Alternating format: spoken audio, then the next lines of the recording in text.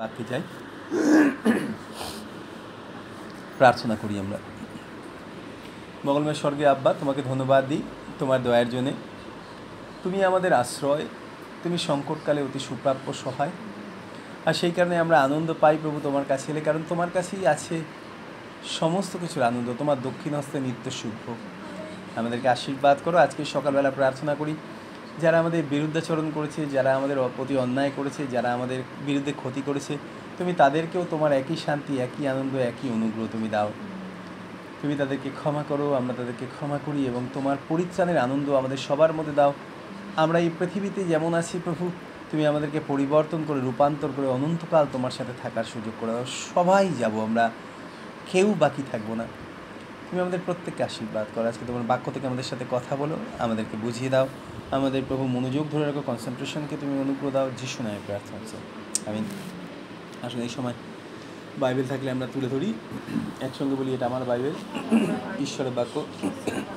যা কিছু লেখা আছে আমি বিশ্বাস করি, যা কিছু লেখা আছে আমি পালন করব, অন্যকে শিক্ষা দেব। সমস্ত প্রতিজ্ঞা আমার জীবনে আমি গ্রহণ করি। আমি আর আগের মতো থাকবো না, যিশু খ্রিস্টের নামে, আমিন। আজকে আমরা আলোচনা করতে চাই স্পিরিট অফ আনবিলিভ, অবিশ্বাসের আত্মা।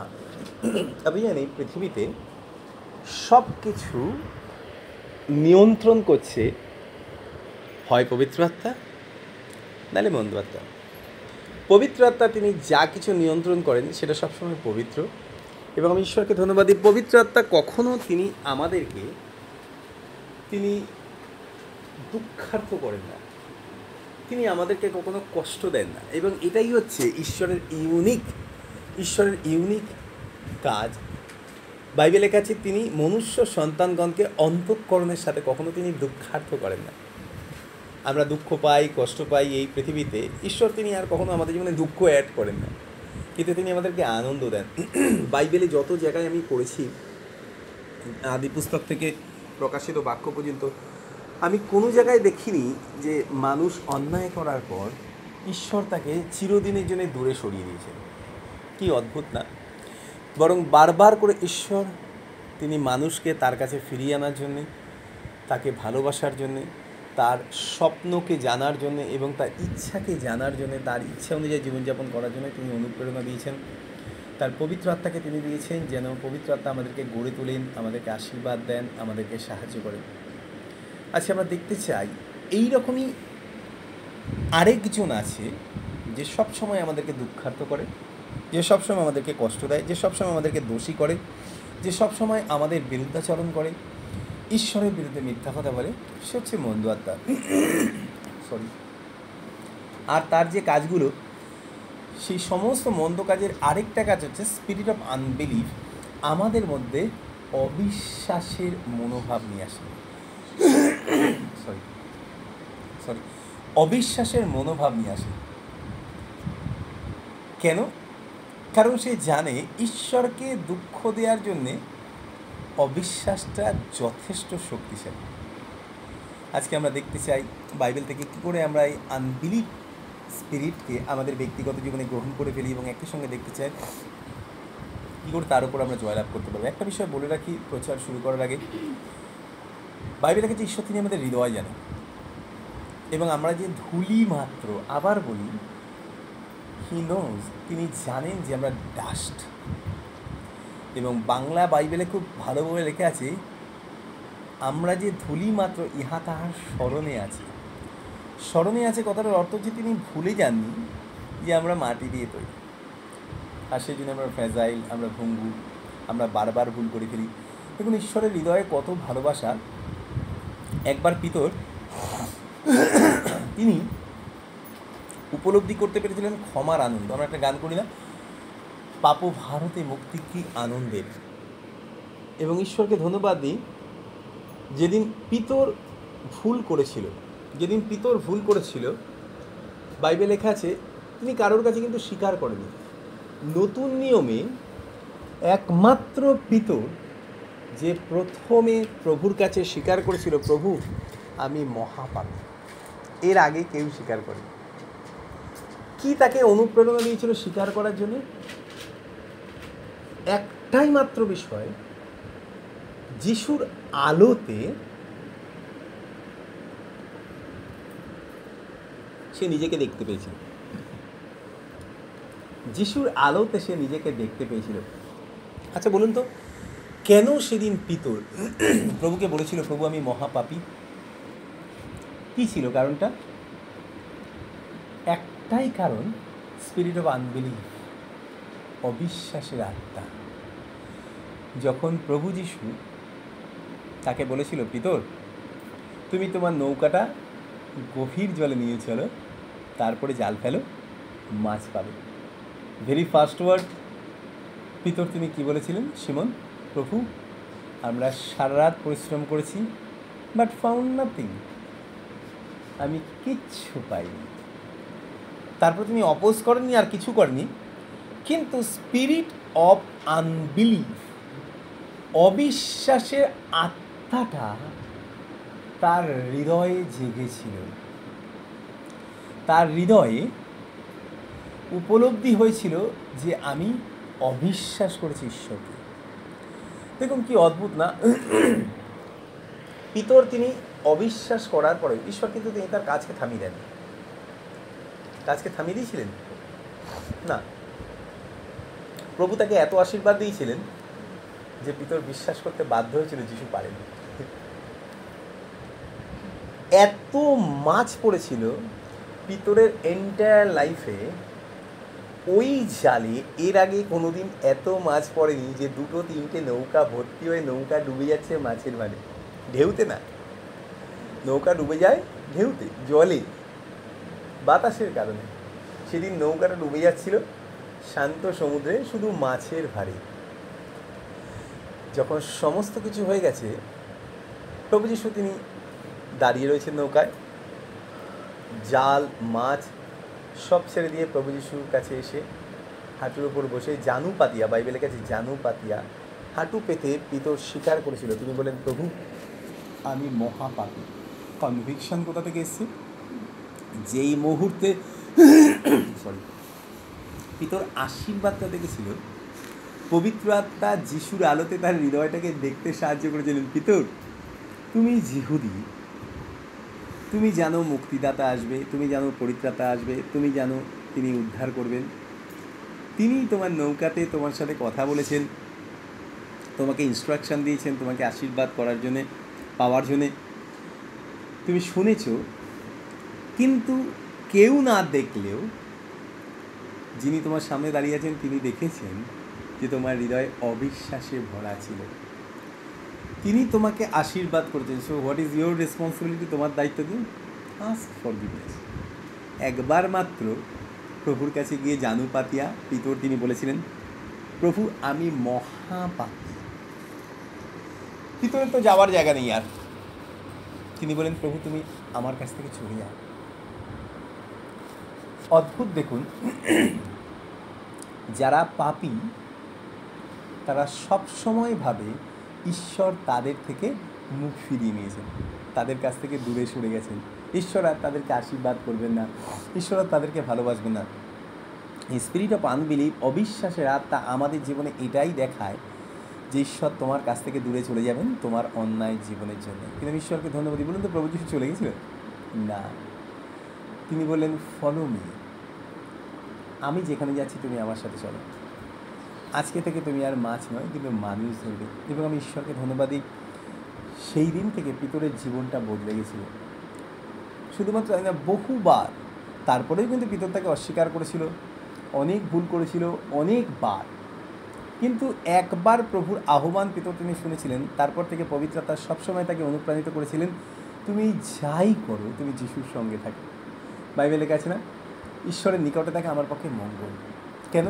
কারণ যদি কারেকশন দরকার পড়ে, যদি আমার জীবনে রূপান্তর দরকার পড়ে, যদি আমার জীবনে ভালো হওয়ার দরকার পড়ে, একমাত্র একজনই করতে পারেন, একজনেরই হাত, যিনি আমাদেরকে তৈরি করেছেন। গত সপ্তাহে আমরা আলোচনা করছিলাম না যে still we are on the potter's wheel, আমরা এখনও পর্যন্ত কিন্তু কুমোরের চাকার ওপর রয়েছি, কুলাল চক্রের ওপর রয়েছি।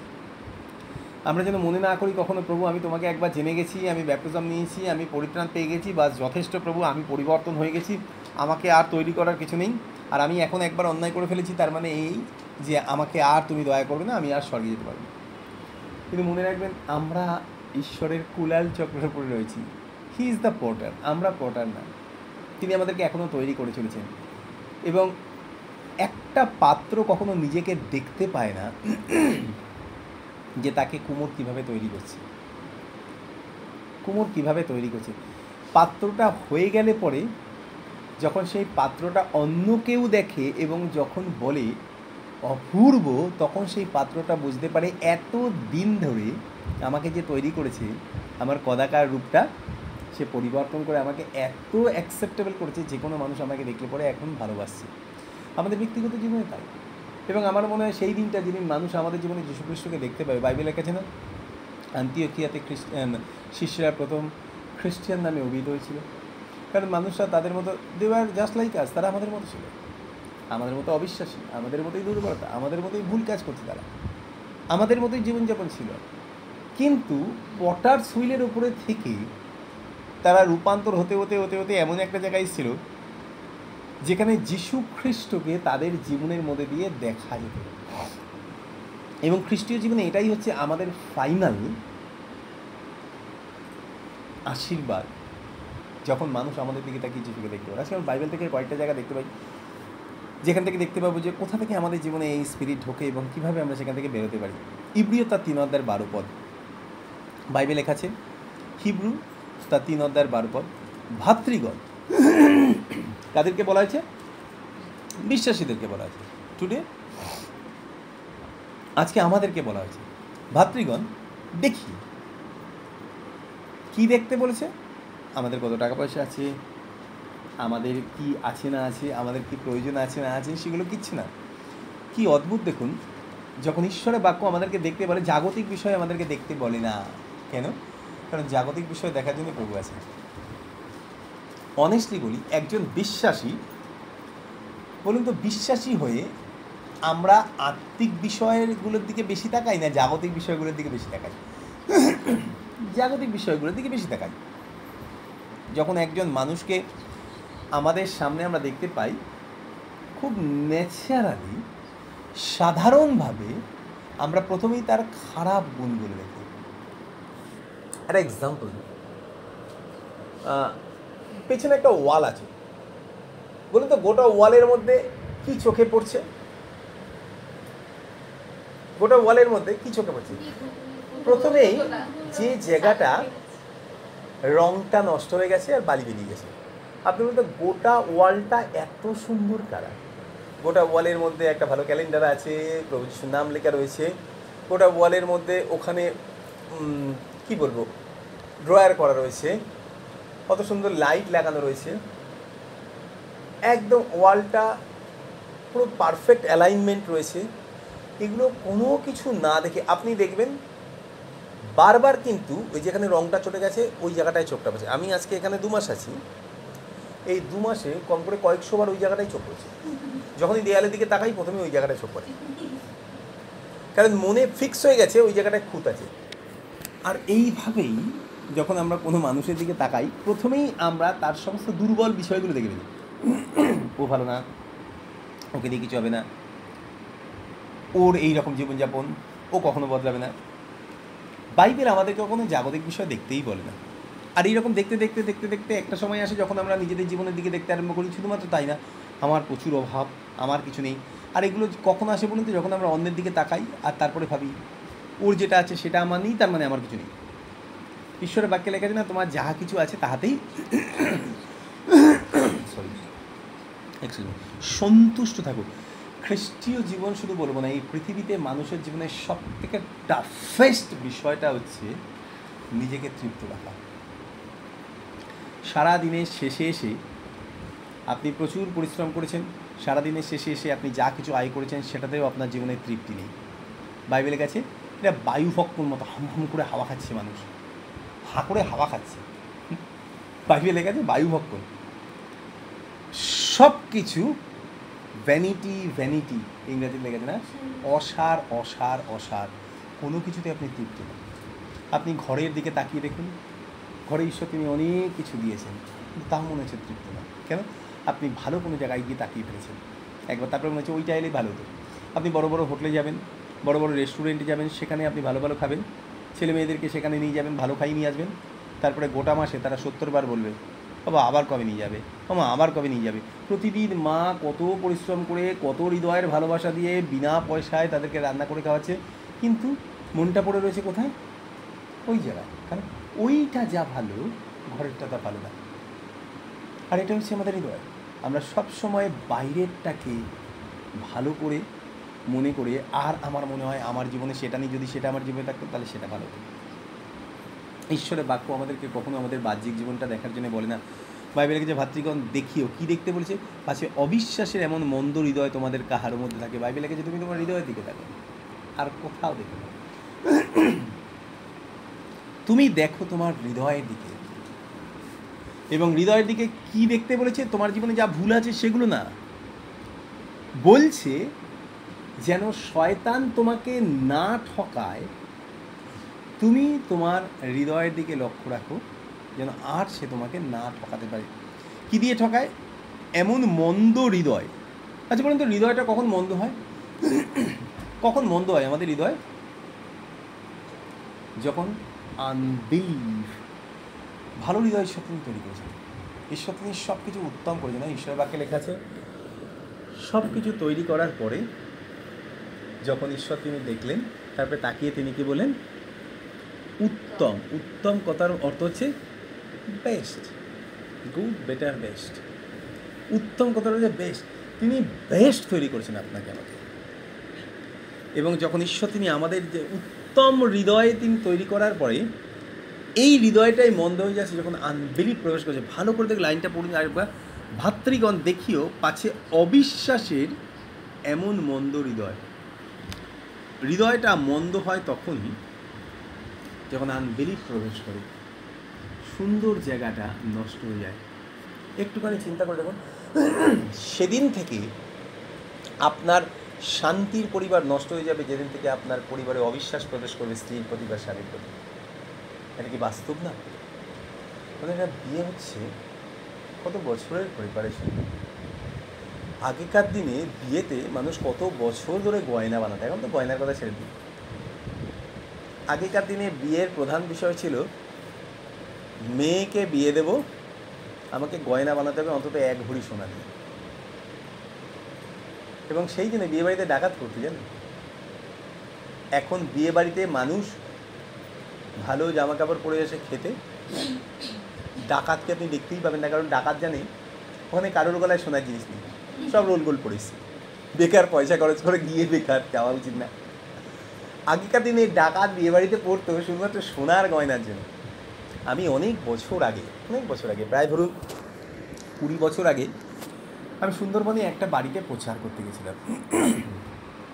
ওখানে একটা বাড়িতে ছিলাম, তাদের বাড়িটা গ্রামের মধ্যে দোতলা বাড়ি।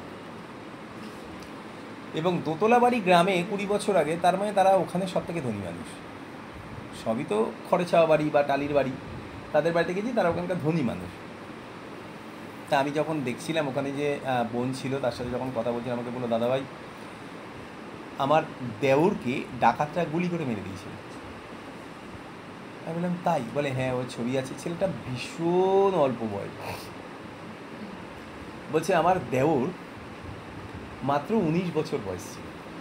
বলে আমাকে ভীষণ ভালোবাসে, আর ছোটো না, মা নেই, দাদার বিয়ে হয়েছে, বৌদি 23-24 বছর বয়স।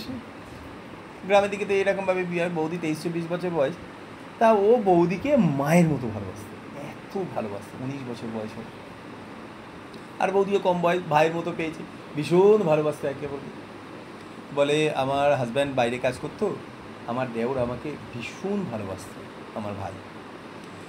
মানে একবার আমাদের গ্রামে ডাকাত আসে রাত্রিবেলা। বলে লোহার গ্রিলে যে তালা লাগিয়েছিলাম, ওরা শাবল দিয়ে চার দিয়ে ভেঙে ফেলে।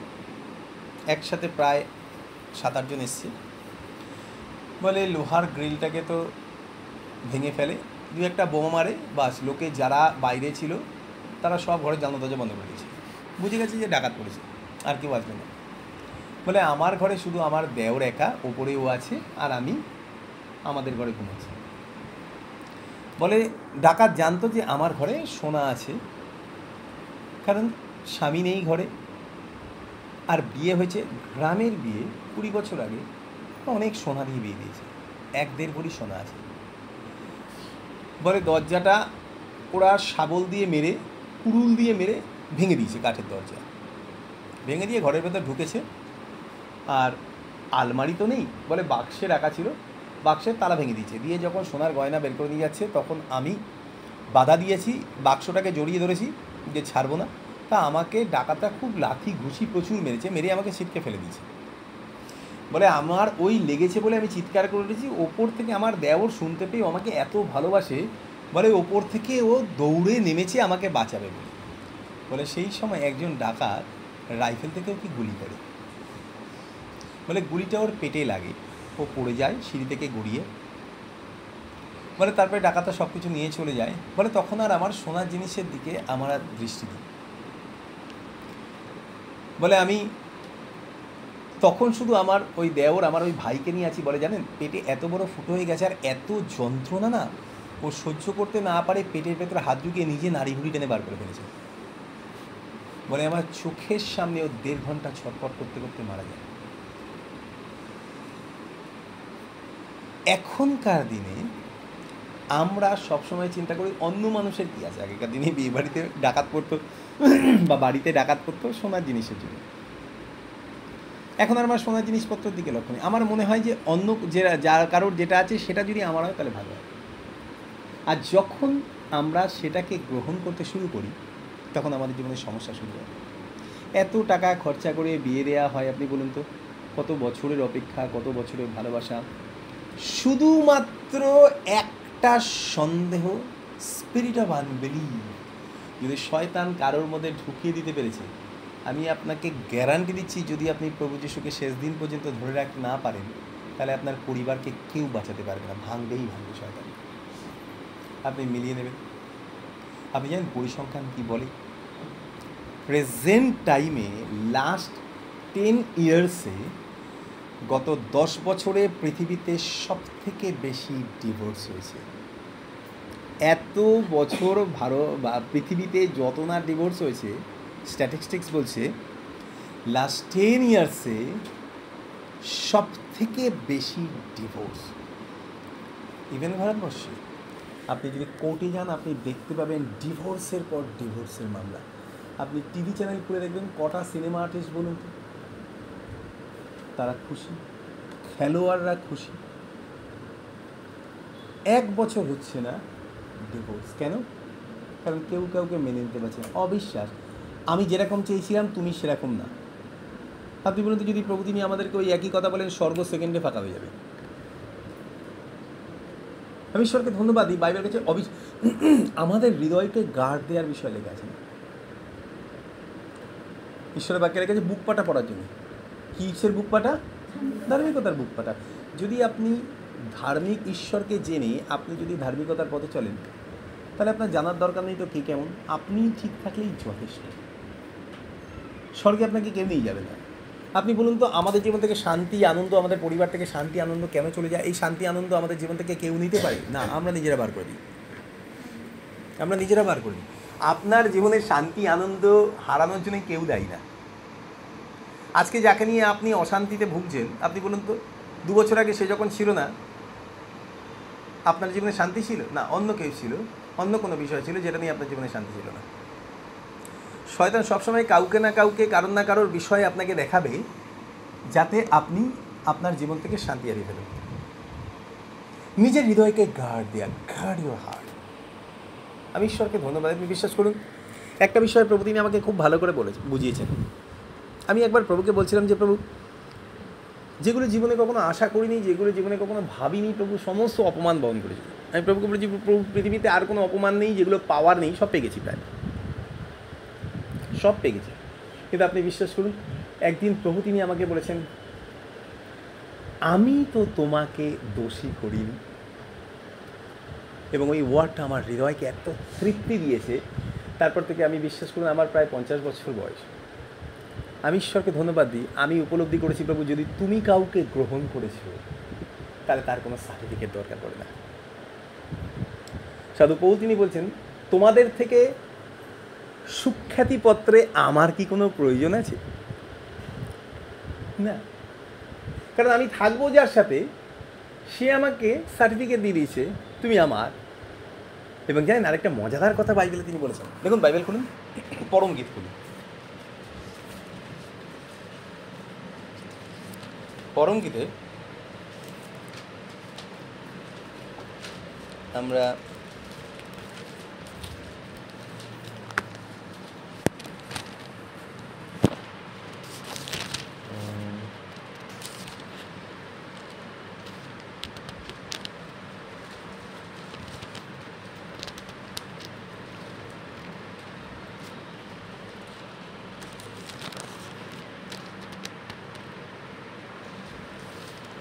তার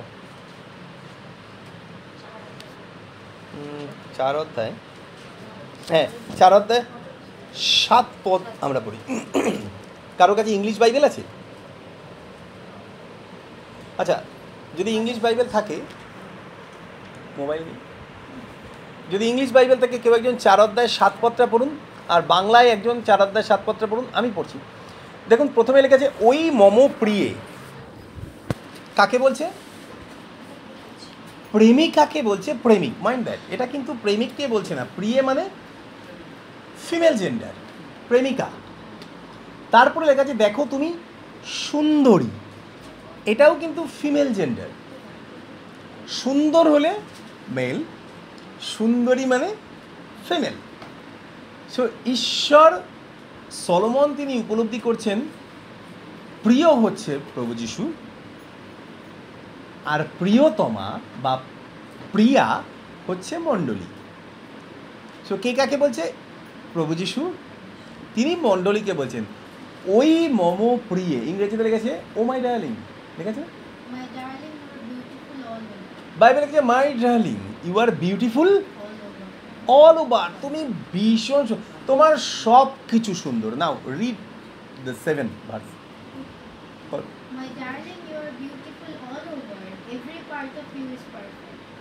দেখুন ঈশ্বরকে ধন্যবাদ। বাংলায় লেখা আছে, দেখুন ওই মম প্রিয়ে। ঈশ্বর তিনি আমাদের দিকে তাকিয়ে, প্রভু যিশু তিনি তার মণ্ডলীর দিকে তাকিয়ে বলছেন তুমি সর্বাঙ্গ সুন্দরী, এবং তারপরে লেখা আছে তোমাদের কোনো দোষ নাই। নাও আপনি চিন্তা করুন ঈশ্বরের হৃদয়। বলুন তো সব থেকে ভালো কে দেখতে পায়? ঈশ্বর দেখতে না পায় না, আমরা দেখতে পাই। আপনি যাকে নিয়ে সন্দেহ করছেন প্রভু তার দিকে তাকিয়ে বলছেন তুমি সর্বাঙ্গ সুন্দরী, তোমাদের কোনো দোষ নেই। কেন জানেন? কারণ বাইবেলের কাছে তুমি এত নির্মল চক্ষু, হিজ আইজ আর সো পিওর, তার দৃষ্টি এত পবিত্র, তিনি সবাইকে ভালো দেখেন। কি মজাদার না? বলুন তো কী করে বুঝবেন যে আপনার চোখ সব থেকে সুন্দর? যদি আপনি সব কিছু সুন্দর দেখতে পান, তাই না? যেটা সুন্দর সেটা সব জায়গায় সুন্দর প্রকাশ পায়। একটা সুন্দর গোলাপ, বিউটিফুল রোজ, আপনি ওটা বারান্দায় ফ্লাওয়ার ভাসটা রাখুন, ওটা কি সৌন্দর্য হারিয়ে ফেলবে? না। আপনি ওটা বাজারের মধ্যে রাখুন, সমস্ত মানুষের চোখ ওটাই পড়বে। আপনি সুন্দর করে সাজানো গোটা ঘরের ওপরে, টেবিলের ওপরে গোলাপটাকে রাখুন, people will look at it, মানুষ এটার দিকে তাকাবে। কেন? ওর সৌন্দর্য মানুষকে আকৃষ্ট করে। না, যদি আজকে আপনি আপনার জীবনের দিকে তাকিয়ে দেখছেন, আপনি প্রভুকে বলুন, প্রভু আমি বিশ্বাস করি আমার জীবনে কোনো দোষ নেই, কারণ আপনাকে নির্দোষ করার দায়িত্বটা যিশু নিয়েছেন। হালেলুয়া। মনে রাখবেন, আবার বলি, আপনি আমরা কিন্তু কমপ্লিট না। Still we are on the potter's wheel. আমরা এখনও পর্যন্ত কুলাইল চক্রের উপরে আছি। We are on the way of making. আমরা এখনও তৈরি হচ্ছি। একইভাবে প্রভু তিনি আমাকে একটা বিষয় উপলব্ধি করতে যে ভীষণ সুন্দর। আপনি বিশ্বাস করুন, যখন আমি হসপিটালে ছিলাম, এত শারীরিক যন্ত্রণা, এত কষ্ট, সেই সময় প্রভু তিনি সবার থেকে আমাকে আলাদা করে দিয়েছিলেন। 11টা দিন, তার মধ্যে 8টা দিন আমি এমনভাবে ছিলাম, ওই 8টা দিনের মধ্যেও 4টে দিন আমি এত কঠিনভাবে ছিলাম যেখানে আমার কোনো সেন্স ছিল না, শুধু শরীরের ব্যথা ছাড়া আর কিছু বুঝতে পারিনি। চারিপাশে কী ঘটছে কিছু দেখতে পাচ্ছি না, চোখ খুলতে পারছি না, শুধু যন্ত্রণা যন্ত্রণা যন্ত্রণা, আনবেয়ারেবল পেইন। বারবার এসে ডাক্তার শুধু জিজ্ঞেস করছে কী অসুবিধা আছে, কী অসুবিধা আছে, বারবার ডাকছে, গোস্বামীবাবু উঠুন উঠুন উঠুন। জোরে চোখ করছে, বলছে কী কষ্ট হচ্ছে। শুধু আমি হাত দিয়ে বলছি ব্যথা ব্যথা। বলে ব্যথা তো হবেই, হাত একটুখানি কেটে গেলে এত ব্যথা হয়? আর আপনার গলা থেকে পেট অবধি কাটা, হাড়গুলো কাটা, হার্টের পাশগুলো কাটা, এত বড় গ্রাফটিং হয়েছে, দুটো পা কাটা, সারা গা হাত পায়ে সব চ্যানেল ভর্তি, মুখ থেকে আপনাকে ভেন্টিলেশনের পাইপ দেওয়া ছিল, গলাটা ছিঁড়ে গেছে, নাক থেকে পাইপ ঢোকানো ছিল, পেটে 3টে ফুটো, 2টো ড্রেন পাইপ বার করা, একটা পেস ওয়্যার বার করা, গোটা শরীর আপনার ব্যান্ডেজ, আমার ব্যান্ডেজ। ব্যথা তো হবেই। আমাকে ব্যথা কমার জন্য শুধু ওরা ইঞ্জেকশন দিয়ে গেছে, ইঞ্জেকশন দিয়ে গেছে, ইঞ্জেকশন দিয়ে গেছে। যতবার ডাক্তার আসছে আমি শুধু একটা কথাই বলছি, কারণ ওখানে সব থেকে ক্রিটিক্যাল আমি ছিলাম। বলছে যে কী অসুবিধা হচ্ছে বলে। ডক্টর রতন কুমার দাস অনেকবার এসছেন, কী অসুবিধা হচ্ছে বলে। আমি শুধু বলছি ব্যথা। ডাক্তারবাবু বলছেন তাহলে এই ওষুধটা দিয়ে দাও। বলছে স্যার একটু আগে দিয়েছি। বলে ওষুধটা চেঞ্জ করে দাও, আমি আরেকটা ওষুধ দিচ্ছি। বলে স্যার একটু আগে পেন কিলার দিয়েছি। বলে আমি তো বলছি দাও না, উনি নিতে পারছেন না ব্যথা, আমি তো বলছি দাও, তারপরে যা কিছু দেওয়ার আমি দেবো, অসুবিধা নেই। তার সঙ্গে সঙ্গে প্যারালালি যাতে আমার শরীরে ক্ষতি না হয়, পেইন কিলারে আর শরীরের অন্যান্য অঙ্গগুলো যাতে ক্ষতি না হয়, সেই রকম ওষুধও তারা দিয়েছেন, ডাক্তারবাবু দিয়েছেন। আর সেই সময়টায় আমি একটা অদৃশ্য জগতের মধ্যে যেন জীবন কাটাচ্ছিলাম। আর প্রভু তিনি আমার সাথে অনেক কথা বলেছেন। আপনি বিশ্বাস করুন, ক্রিস্টাল ক্লিয়ার ভয়েস, যখন আর কোনো আওয়াজ আমার কানে আসছে না, মানে পাশে দাঁড়িয়ে চিৎকার করলে আমি শুনতে পাচ্ছি না, কিন্তু একটা রব আমি ভেতর থেকে শুনতে পাচ্ছি। পবিত্র আত্মা তিনি আমার সাথে কথা বলছিলেন। আপনি বিশ্বাস করবেন, প্রথম যে বিষয়টা আমি ওখানে উপলব্ধি করতে পেরেছি, প্রভু যীশু তিনি আমাকে বলেছিলেন আমি তোমাকে বারবার ক্ষমা করেছি, এখনও পর্যন্ত তোমার হৃদয়ে যাদের বিষয়ে অভিযোগ রয়েছে তুমি তাদেরকে ক্ষমা করে দাও। আপনি চিন্তা করুন তো, আমি চিন্তা করছিলাম প্রভু যাদের কারণে আজকে আমার এই পরিস্থিতি, তাদের উপরে মারাত্মক রাগ হওয়া উচিত, কিন্তু আমার হৃদয়টাকে প্রভু তিনি বদলে দিলেন। তিনি বললেন তুমি তাদেরকে ক্ষমা করে দাও। আর তারপরে একটা অদ্ভুত বিষয় তিনি আমার চোখের সামনে দেখালেন। পিতর তিনি যখন প্রভু যীশুকে জানতে পেরেছিলেন, তিনি বুঝতে পেরেছিলেন পিতর ক্ষমা পেয়েছেন প্রভুর কাছে, কারণ প্রভু তিনি বললেন যে তুমি আমার পেছনে এসো। আর এটাই হচ্ছে গ্রহণযোগ্যতা, অ্যাকসেপ্টেন্স। প্রভুকে তিনি বলেন প্রভু আপনি আমার কাছ থেকে চলে যান, প্রভু তিনি বলেন তুমি আমার পেছনে এসো, ফলো মি। খুব সুন্দর একটা কথা। তারপরে প্রভু যীশুর কাছে গিয়ে পিতর তিনি জিজ্ঞাসা করেছে আচ্ছা প্রভু, আমার ভাই যদি আমার বিরুদ্ধে অন্যায় করে আমি তাকে কতবার ক্ষমা করবো? কি 7 বার? পিতরের মনে ছিল আমি প্রভুর কাছে একবার ক্ষমা চেয়েছি, প্রভু আমাকে ক্ষমা করে দিচ্ছে। আপনি বলুন তো কোথা থেকে পিতরের জীবনে এই বিষয়টা এসেছিল যে আমার ভাই যদি আমার বিরুদ্ধে অন্যায় করে আমি কতবার তাকে ক্ষমা করব? কারণ হি ফেসড, তিনি তার পরিবারে উপলব্ধি করতে পেরেছিলেন বহুবার তার পরিবারে তার নিজের ভাই এবং পরিবারের লোকেরা তার বিরুদ্ধে অন্যায় করেছে, আর লাস্টে এসে বলছি সরি। তবে তিনি চিন্তা করেছেন আমার মাস্টারকে আমি জিজ্ঞেস করবো কতবার তাকে ক্ষমা করে যায়। ঠিক সময় পেয়েছি, একবার প্রভুকে তিনি এসে জিজ্ঞাসা করছেন, বাড়ির ঘটনা কিছু বলেনি, কিন্তু ঈশ্বর তিনি সব জানেন, আপনার বাড়ির ঘটনা আমার বাড়ির ঘটনা প্রভুকে কিছু বলার দরকার নেই, knows everything, sees everything, তিনি সব দেখেন। চুপি চুপি প্রভুকে গিয়ে জিজ্ঞাসা করেছে, আর প্রভু তিনি সবার সামনে বলেছেন আচ্ছা প্রভু, আমার ভাই যদি আমার বিরুদ্ধে পাপ করে আমি কতবার তাকে ক্ষমা করবো? 7 বার? প্রভু তিনি বলেন আমি কি তোমাকে বলেছি 7 বার? 70 × 7 টাইমস। আপনি জানেন যা কিছু ঈশ্বর তিনি বলেন সব কিছু আমাদের পরিকল্পনা এবং আমাদের কল্পনার উল্টোটা বলেন। আমরা বললে কি বলতাম? 7 × 7 টাইমস, 70 টাইমস। 7 × 70 টাইমস মানে 490 বার। প্রভু যীশু উল্টো বলেছেন। কি বলেছেন বলুন তো? 70 × 7 টাইমস। তিনি একবার বললেন 7 × 70 বার। আমরা ভুল বলি, 70 × 7 বার লেখা আছে বাইবেলে। একটু ক্যালকুলেটারে আপনি বার করে আপনি 70 × 7 টাইমস মানে 70কে 70 দিয়ে 70কে দিয়ে 70কে দিয়ে আপনি ইনটু করে দেখুন কত বেড়েছে ডিজিট। 70 × 7 টাইমস মানে 70কে আপনি 70 দিয়ে করছেন, তারপরে আবার 70 দিয়ে করছেন, তারপরে আপনি 70 দিয়ে করছেন, করে 7 টাইমস আপনি 70কে 70 দিয়ে আপনি কাটেন, ডিজিট কত বেড়েছে? একক দশক শতক হাজার অযুত লক্ষ নিযুত কোটি, মানে 8,23,543 কোটি। বলুন তো এত সেকেন্ড আমরা পৃথিবীতে বেঁচে থাকবো কিনা সন্দেহ আছে। এত সেকেন্ড আমরা পৃথিবীতে বেঁচে থাকবো কিনা সন্দেহ আছে। আরেকবার একটু ক্যালকুলেট কর। একটা মানুষ যদি 80 বছর বাঁচে, দেখুন কত সেকেন্ডে আমরা বাঁচবো।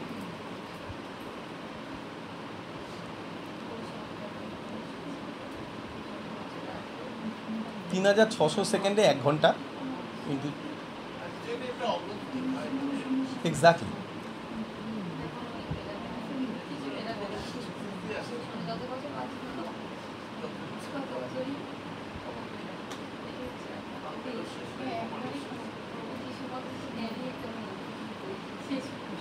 মানে বিশ্বাস করুন, যদি একটা মানুষ 80 বছর বাঁচে, তাহলে সে বাঁচছে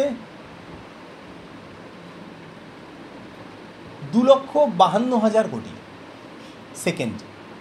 আর প্রভু যিশু তিনি মানে ক্ষমা করতে বলেছেন 8,42,504 কোটি বার। আমি না আপনি দেখুন ঈশ্বরের হৃদয় কেন জানেন? কারণ প্রভু তিনি আমাদেরকে উপলব্ধি করতে দিতে চান, এটা হচ্ছে তার হৃদয়। তিনি আমাদের পাপ সকল গোনেন না, আমরা গুনি। যেটা বারবার আমার বিরুদ্ধে অন্যায় করছিস, আমরা কাউন্ট করে রেখেছি কতবার সে করেছে আমার বিরুদ্ধে। আর কাউন্টিংয়ে আমাদের থেকে ঈশ্বর তিনি অনেক ভালো, কারণ he is the creator of mathematics. বাইবেলে লেখা আছে তিনি যা কিছু গ্যালাক্সি ওয়ার্ল্ডে তিনি যা কিছু তৈরি করেছেন, এক একটা তারাকে তিনি নাম ধরে রাখেন। কি করে বুঝবেন বলুন তো? তিনি কাউন্টিংয়ে মারাত্মক জ্ঞানী। বাইবেলে কিছু আমার মাথায় কটা চুল আছে তিনি জানেন, আমার এই টাক মাথায় কটা চুল আছে, আর আমার মেয়ে আর আমার ছেলে মেয়েদের মাথায় যে ঘন চুল কটা চুল আছে তাও তিনি জানেন। তিনিও গাছের পাতা কটা আছে কিনা, is very good in counting. তারা গুনতে, সমুদ্রের বালিকণা তুলে পড়েছিল, দেখো পারবে গুনতে কি না? এবার সেই ঈশ্বরের সামনে দাঁড়িয়ে আমার হৃদয়ে কারোর বিষয়ে অবিশ্বাস প্রবেশ করেছে। শয়তান আমাকে আমার জীবনে সেই অবিশ্বাস দিয়ে আমার সুখের পরিবার, আমার আনন্দের পরিবার, আমার জীবন, আমার মণ্ডলী সব নষ্ট করে দিচ্ছে। আর প্রভু তিনি দাঁড়িয়ে থেকে তিনি আমার জীবনে সব কিছু থেকে তিনি আমাকে গ্রহণ করে তিনি আমাদেরকে বলতে চাইছেন, মনে রেখো অবিশ্বাসের এমন মন্দ হৃদয়। আমাদের হৃদয় মন্দ হয় যখন আমরা আনবিলিভকে অ্যাডাপ্ট করি। কি সুন্দর না? হৃদয়টা কিন্তু খুব সুন্দর দেখতে। আপনি বিশ্বাস করবেন আমাদের হার্টটা কিন্তু খুব ক্লিয়ার, পরিষ্কার হার্ট। যখন আমার হার্টটা অপারেশন করছিল, আমি কখনো আমার হার্ট দেখিনি, কিন্তু যারা অপারেশন করছিল তারা একজন বললাম দেখছিলাম আপনার হার্টটা বিট করছে, সেই অবস্থায় আপনার হার্টটাকে কেটে অপারেশন করা হচ্ছে। ডাক্তার দেখে বলল হার্টের কন্ডিশন আগে খুব খারাপ ছিল, এখন ঠিক আছে। কারণ তিনি আমার হার্টটা দেখেছেন, যেটা তিনি দেখতে পারেন ঈশ্বর তিনি দেখেছেন।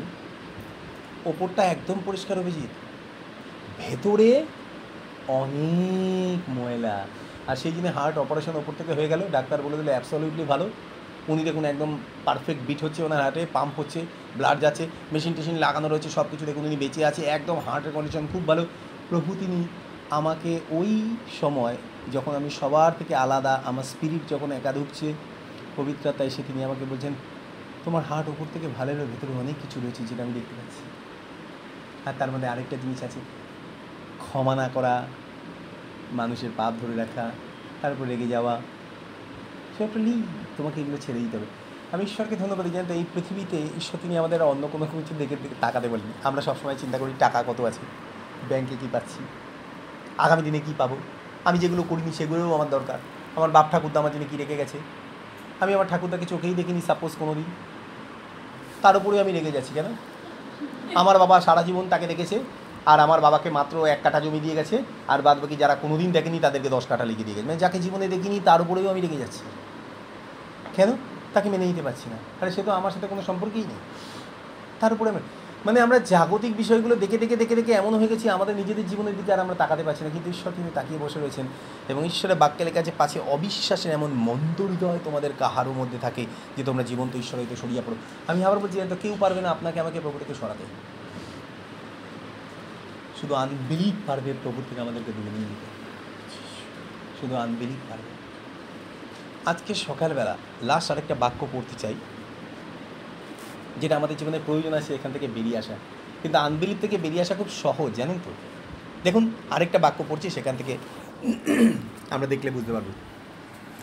মার্ক তার 9 অধ্যায়ের 21 থেকে 24 পদ পড়ছি, সবাই জানে, কমন খুব। সরি। তখন তিনি তাহার পিতাকে জিজ্ঞাসা করলেন, এখানে লেখা আছে অ্যাপিলেপসি ছিল একটা বাচ্চা ছেলে জন্ম থেকে, তাকে বহুবার মেরে ফেলার চেষ্টা করেছিল শয়তান। দেখুন ইহার কতদিন এমন হইয়াছে। তার পিতাকে প্রভু যিশু তিনি জিজ্ঞাসা করেন, সে করলে ছেলেবেলা থেকে। আর সেই আত্মা ইহাকে বিনাশ করিবার নিমিত্ত অনেকবার আগুনে অনেকবার জলে ফেলিয়ে দিয়েছে, কিন্তু আপনি যদি কিছু করতে পারেন তবে আমার প্রতি দয়া করে উপকার করুন। বলুন তো বাবা কি ভুল বলেছিল? না, বাবা ঠিক বলেছিল। বাবা দেখতে পেয়েছিল স্পিরিচুয়ালি যে তার ছেলে অসুস্থ না, কিন্তু some spirit is controlling his son. বাবা দেখতে পেয়েছিল যেটা বহু মানুষ দেখতে পায় না।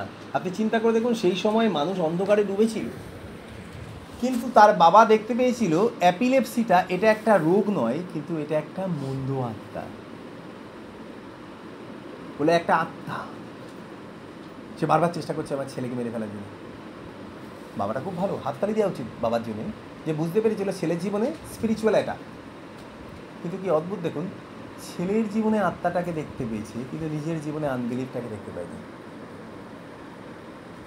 আচ্ছা বলুন তো, শিষ্যরা তারা ছাড়াতে গেছিল, বাইবেলে গেছে না? পেরেছিল? কেন পারেনি বলুন তো? কার অবিশ্বাস? ওর বাবার অবিশ্বাস। এতদিন আমরা কি জানতাম? শিষ্যদের অবিশ্বাসের কারণে তারা পারেনি। শিষ্যদের জীবনে তো অবিশ্বাস ছিলই, ইনক্লুডিং এই লোকটার মধ্যে অবিশ্বাস ছিল। এমন কোনো গ্রাউন্ড ছিল না যেখানে ঈশ্বর তিনি কাজ করতে পারেন, বিকজ উইদাউট ফেইথ ঈশ্বর তিনি কিছু করতে পারেন।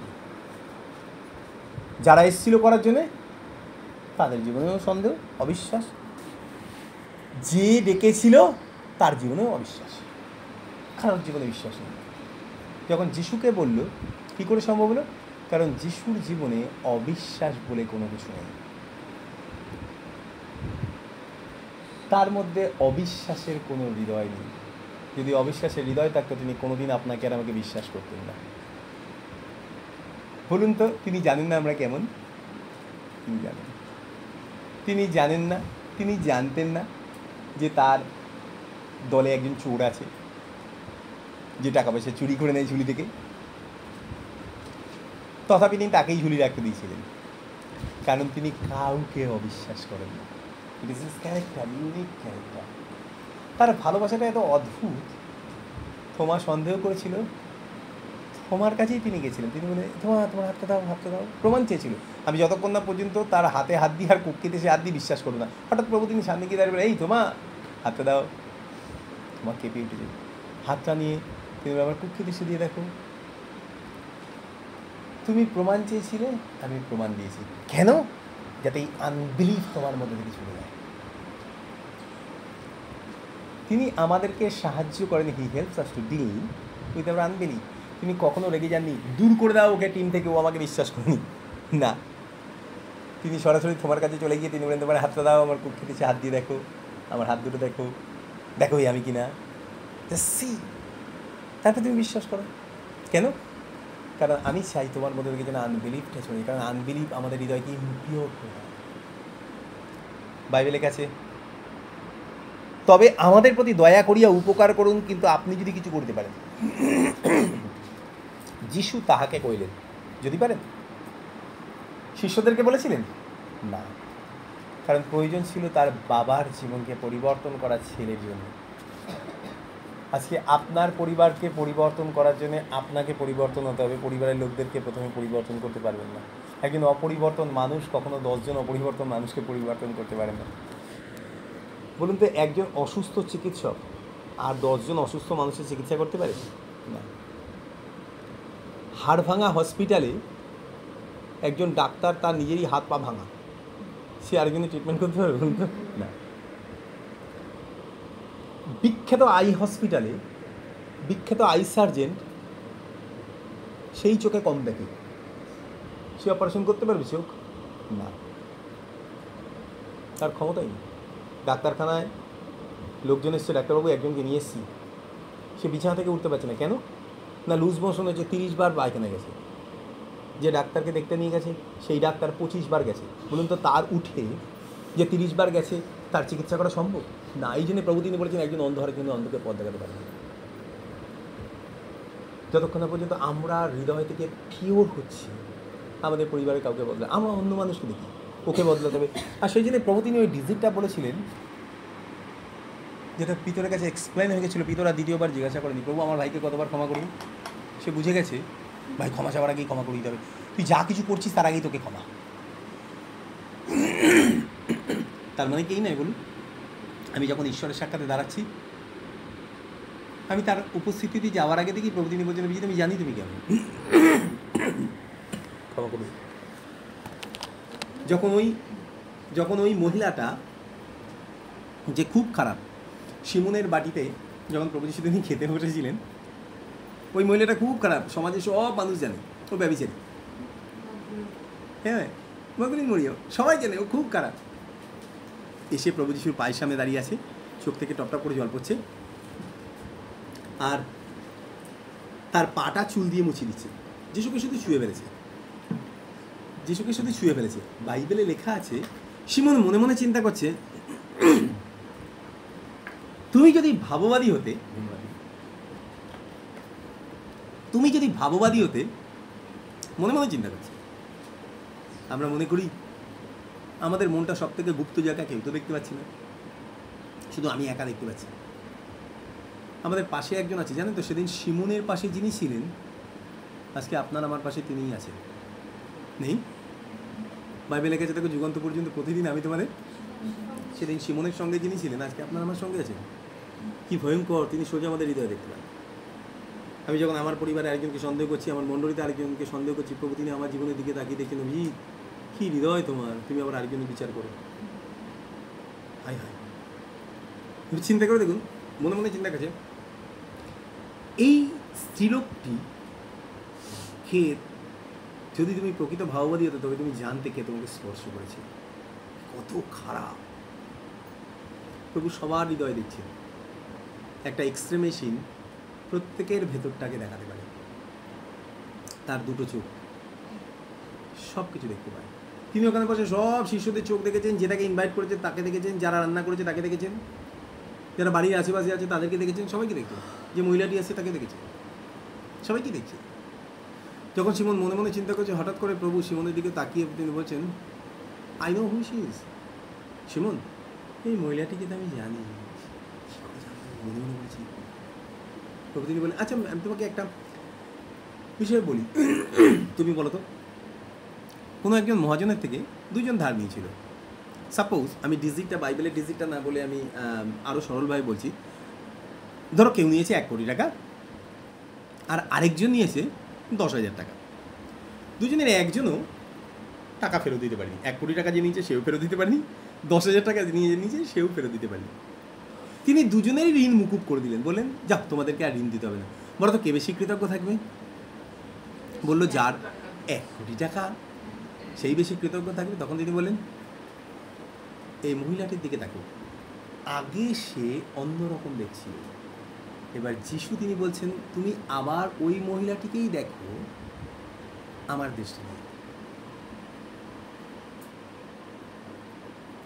ও এই বাড়িতে এসছে, আমি তোমার বাড়িতে এলাম, তুমি আমার পা ধোয়ার জল দাওনি, ও চোখের জলে আমার পা দিয়ে দিয়েছে।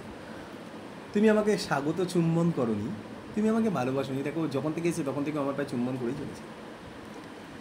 তুমি আমার মাথায় তৈরি দিয়ে অভিষিক্ত করনি, কিন্তু ও আমার পা অভিষিক্ত করেছে।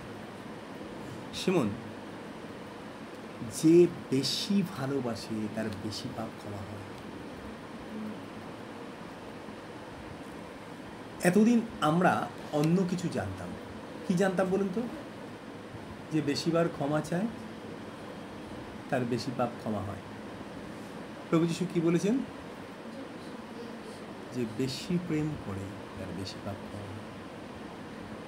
আমরা বারবার ক্ষমা চাই আর বারবার পাপ করি। প্রভু এতবার ক্ষমা চাইছি, আবার পাপ করে ফেলছি। প্রভু তো তিনি এই কথা বলেন, তিনি বলেছেন যে বেশি ভালোবাসে তার বেশি পাপ ক্ষমায়। তিনি বলেন দেখো ওর বেশি পাপ ক্ষমা হয়েছে, এটাই হচ্ছে প্রকাশ, কারণ ও বেশি প্রাণ করছে। বেশি ভালোবাসছে। আমি ঈশ্বরকে ধন্যবাদ দিই, সেদিন একটা বিখ্যাত শিক্ষা সিমন ওই ফরিসিকে প্রভু দিয়ে দিয়েছিল। তুমি যখন কোনো মানুষের দিকে তাকিয়ে দেখছো, তার বিচারটা করতে যাও না, তার ভালো গুণটা দেখো। অবিশ্বাসের হৃদয়ে মানুষের জীবনে প্রবেশ করলে তা মানুষকে নষ্ট করে দেয়।